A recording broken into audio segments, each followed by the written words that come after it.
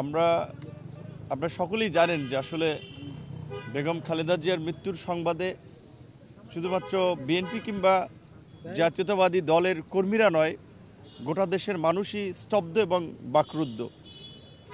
বাংলাদেশের স্বাধীনতা সার্বভৌমত্বের প্রশ্নে আপোষহীন এবং দেশপ্রেমের একটি উজ্জ্বল নক্ষত্র বেগম খালেদা জিয়া সামরিক স্বৈরাচার বিরোধী আন্দোলন থেকে শুরু করে দেশের গণতন্ত্র যখনই সংকটে পড়েছে, তার একটা সাহসী সংগ্রাম এবং দৃঢ়চেতা মনোভাব আমরা দেখেছি।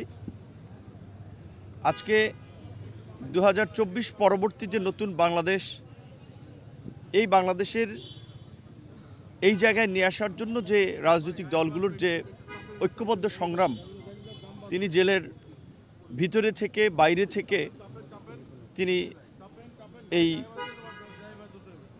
রাজনৈতিক দলসমূহকে, এই জাতিকে ঐক্যবদ্ধ করেছিলেন, যার ফলেই কিন্তু এই 24শে জুলাই গণ অভ্যুত্থানের মধ্যে দিয়ে আজকের একটি নতুন পরিবেশ আমরা দেখতে পাচ্ছি। আমরা মনে করি যে আমাদের জাতীয় সংকট কাটেনি, আগামীতে নির্বাচনের মধ্যে দিয়ে হয়তো কিছুটা পথ আমরা অতিক্রম করতে পারতাম। এই পথের ক্ষেত্রে খালেদা জিয়া আসলে একটি ঐক্যের প্রতীক হয়ে উঠেছিলেন। আপনারা দেখেছেন যে গত বছরও সশস্ত্র বাহিনী দিবসে যখন খালেদা জিয়া সেনাকুঞ্জে গিয়েছেন, দল মত নির্বিশেষে বলা চলে সেনাকুঞ্জের অনুষ্ঠানের মধ্যমণি ছিলেন তিনি। কারণ তিনি তার সংগ্রাম, ত্যাগ, দেশপ্রেম এর মধ্যে দিয়ে তিনি মানুষের কাছে সেই জায়গাটি তৈরি করেছিলেন। তার এই মৃত্যুতে শুধুমাত্র রাজনৈতিক অঙ্গন নয়, জাতীয় পর্যায়ে একটা বড় ধরনের ক্ষতি হয়ে গেছে, যে ক্ষতি অপূরণীয়। আমরা সকলেই তার আত্মার মাগফিরাত কামনা করি, তার জন্য দোয়া করি।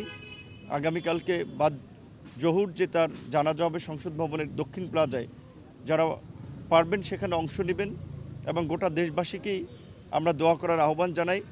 এবং তার যে সংগ্রামী রাজনৈতিক চেতনা, দেশপ্রেম, আপোষহীন ভূমিকা, আমি মনে করি যে সেটা শুধুমাত্র বর্তমান নয়, ভবিষ্যৎ প্রজন্মকেও অনুপ্রাণিত করবে। একজন রাজনৈতিক কর্মীর জন্য অবশ্যই খালেদা জিয়ার জীবন একটা অনুকরণীয়, অনুসরণীয়।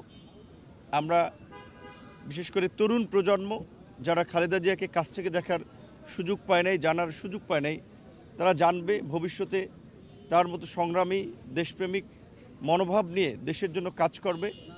সেটাই হবে খালেদা জিয়ার প্রতি আমাদের সকলের সম্মান প্রদর্শন।